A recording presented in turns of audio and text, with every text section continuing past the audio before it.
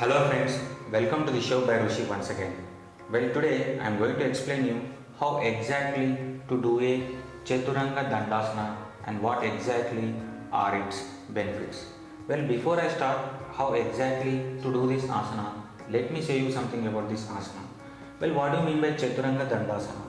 Well, Chatura means four and whereas Anga means limbs and whereas Asana means posture and staff, Danda means it is called as staff. Therefore, it is called as a four-limbed staff pose. Okay, so let us do that. Well, before we do this asana, we need to create or we need to make a solid base or you can say a solid foundation, that is a shoulder alignment and the distribution of weight of the body. Okay, so let us do that. So initially what you need to do is you got to be in a plank pose, which can also be called as a kumbhaka asana. Okay, so let us do that. So initially the kumbhaka asana will be in this way. Try to hold on your body. Okay, try to hold on your body on your arms. You can see my arms are straightened and my weight of the body is equally distributed. Okay, on my toes. Okay, right now I am on my toes. You can see, and suck in your belly. Okay, suck in your belly. Inhale, inhale. Now try to drop your weight of the body onto the floor slowly by exhaling. Okay,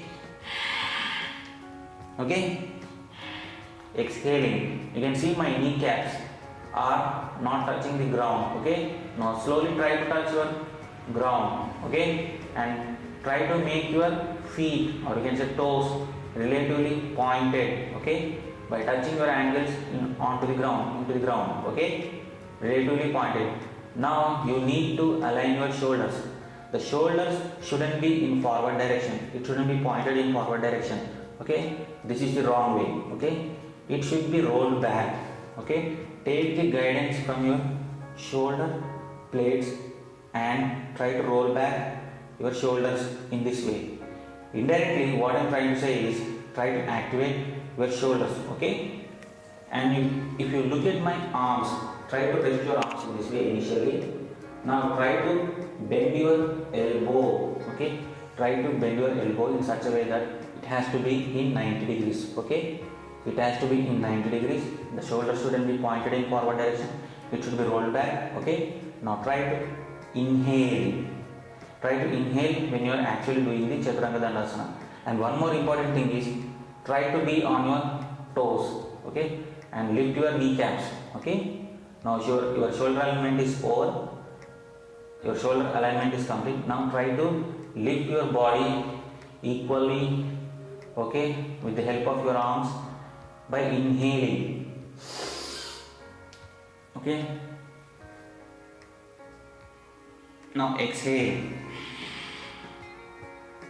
Okay, so this is the way you got to do the Chaturanga Dandasana. Okay, so let us do that again. Arms in 90 degrees, kneecaps not touching your floor. Okay, try to be on your toes. Now try to lift your body with the help of your firm arms. Okay, inhale.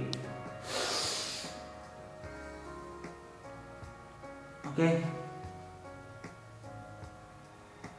exhale slowly.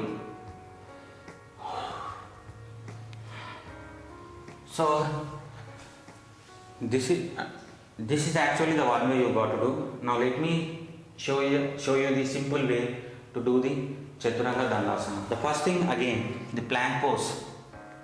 Try to be in a plank pose. Okay, inhale, suck in your belly. Okay, now what you need to do is drop down your knees. Drop down your knees. Now exhale. Okay, now try to lift your knees. Okay, that's it. Make sure that your elbows are in 90 degrees. Okay,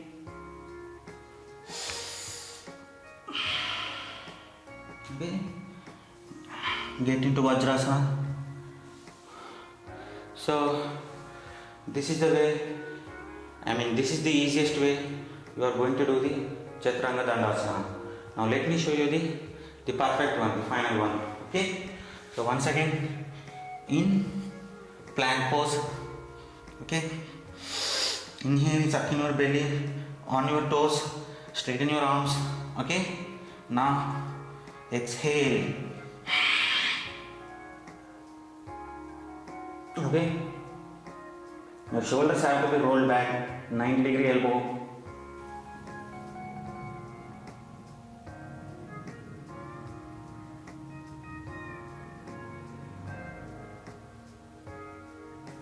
Inhale, Bhujangasana.